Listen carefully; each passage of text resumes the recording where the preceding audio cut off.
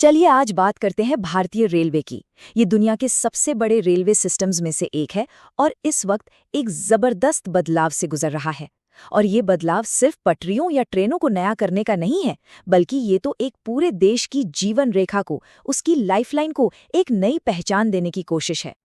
तो भारतीय रेलवे दुनिया का चौथा सबसे बड़ा रेल नेटवर्क है। अब इसके साइज से ही अंदाजा लगाया जा सकता है कि यहाँ चुनौतियां कितनी बड़ी हैं और मौके भी उतने ही ज्यादा। ये सिर्फ एक ट्रांसपोर्ट सिस्टम नहीं है, ये अपने आप में एक विशाल दुनिया है। और ये बात कितनी सही है ना? हमारे रेलवे स्टेशन सिर्फ एक जगह से दूसरी जगह जाने के पॉइंट्स नहीं है, वो तो हमारी संस्कृति और समाज का एक आईना है, जहाँ देश की सारी विविधता एक साथ नजर आती है। तो इस बड़े बदलाव को ठीक से समझने के लिए हमें थोड़ा सा पीछे जाना होगा, इसके शानदार इतिहास में। जरा सोचिए, 170 साल से भी ज्यादा, इतने लंबे वक्त से रेलवे ने भारत के कोने कोने को एक दूसरे से जोड़ा है। ये हमारे उद्योग और खेती की रीढ़ रही है, व्यापार को बढ़ाया है और हम सबको एक दूसरे के करीब लाया है। ये टाइमलाइन दिखाती है कि रेलवे का विकास कभी रुका नहीं। बॉम्बे से ठाणे तक चली उस पहली भाप वाली ट्रेन से लेकर आज की super modern Vande Bharat express तक ये सफर सच में कमाल का रहा है। तो आज ये बदलाव कैसा दिख रहा है? इसकी शुरुआत होती है हमारे रेलवे स्टेशनों से, जिनके रंग रूप अब पूरी तरह बदल रहे हैं।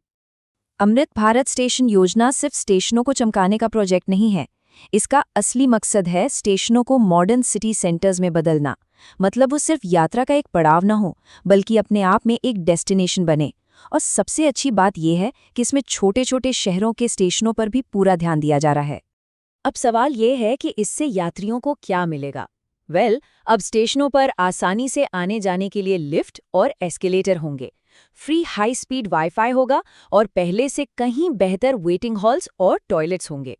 साथ ही एक स्टेशन एक उत्पाद जैसी पहल से स्थानीय कारीगरों को भी बढ़ावा मिल रहा है। और एक बहुत ही खूबसूरत बात यह है कि आधुनिकीकरण का मतलब अपनी जड़ों को भूलना नहीं है। हर स्टेशन को उसकी अपनी स्थानीय संस्कृति और विरासत की पहचान के साथ एक नया रूप दिया जा रहा है। जैसे कि अहमदाबाद स्टेशन को ही ले लीजिए। इसका डिजाइन मशहूर मोढेरा सूर्य मंदिर की भव्यता को दर्शाता है। ठीक वैसे ही द्वारका स्टेशन का डिजाइन पवित्र द्वारकाधीश मंदिर से प्रेरणा लेता है। ये मॉडर्न आर्किटेक्चर और हमारी विरासत का एक बेहतरीन संगम है। चलिए, स्टेशनों की बात तो हो गई, अब जरा पटरियों पर दौड़ रही ट्रेनों पर भी नजर डालते हैं। यहाँ रेलवे एक बहुत ही स्मार्ट स्ट्रैटेजी अपना रहा है।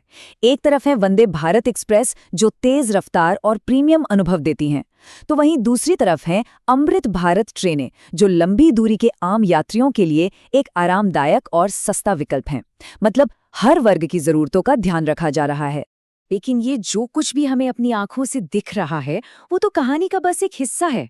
असली बदलाव तो पर्दे के पीछे चल रहा है, एक बड़ी तकनीकी क्रांति के रूप में। ये नंबर देखिए, 99.6%। इसका मतलब है कि भारत का लगभग पूरा ब्रॉडगेज नेटवर्क अब इलेक्ट्रीफाई हो चुका है, यानी बिजली से चलता है। ये एक बहुत बहुत बड़ी उपलब्धि है। इससे न सिर्फ हमारा पर्यावरण बचेगा, बल्कि रेलवे का पूरा ऑपरेशन सस्ता और भरोसेमंद भी बनेगा। और अगर आर्थिक फायदे की बात करें, तो इलेक्ट्रिक ट्रेनों को चलाने का खर्च डीजल ट्रेनों के मुकाबले करीब 70% कम है। सोचिए, इस बचत से रेलवे में और कितने सुधार किए जा सकते हैं। टेक्नोलॉजी का इस्तेमाल मुख्य रूप से 4 क्षेत्रों में हो रहा है। पहला, इसरो की मदद से ट्रेनों की रियल टाइम और सटीक ट्रैकिंग। दूसरा, सिग्नल सिस्टम को आधुनिक बनाना। तीसरा है कवच, जो एक ऑटोमेटिक ट्रेन प्रोटेक्शन सिस्टम है। ये सिस्टम 2 ट्रेनों को आपस में टकराने से रोक सकता है। और चौथा, लगभग 1900 स्टेशनों पर AI वाले कैमरों से निगरानी, ताकि सुरक्षा और भी पुख्ता हो। और अब बात करते हैं भविष्य की। उस भविष्य की जहां भारतीय रेलवे की सबसे बड़ी महत्वाकांक्षा हकीकत बन रही है। 320 किलोमीटर प्रति घंटा। जी हाँ, ये Mumbai Ahmedabad bullet train project की टारगेट स्पीड है, जिसका काम बहुत तेजी से चल रहा है। ये भारत में रेल यात्रा के मायने हमेशा के लिए बदल देगा। ये सब एक बड़े नेशनल रेल प्लान का हिस्सा है, जिसके बड़े लक्ष्य हैं माल ढुलाई में रेलवे की हिस्सेदारी बढ़ाना, भविष्य की जरूरतों के हिसाब से नेटवर्क तैयार करना और 2030 तक रेलवे को नेट जीरो कार्बन एमिशन वाला सिस्टम बनाना। तो सवाल ये है कि जब भारत की ये ऐतिहासिक लाइफलाइन इतनी तेज, स्मार्ट और साफ सुथरी बन रही है, तो ये आने वाले कल के लिए देश के विकास और हम सब की जिंदगी के लिए कौन से नए रास्ते खोलेगी? ये एक ऐसा सवाल है जिसका जवाब हमें आने वाले सालों में मिलेगा।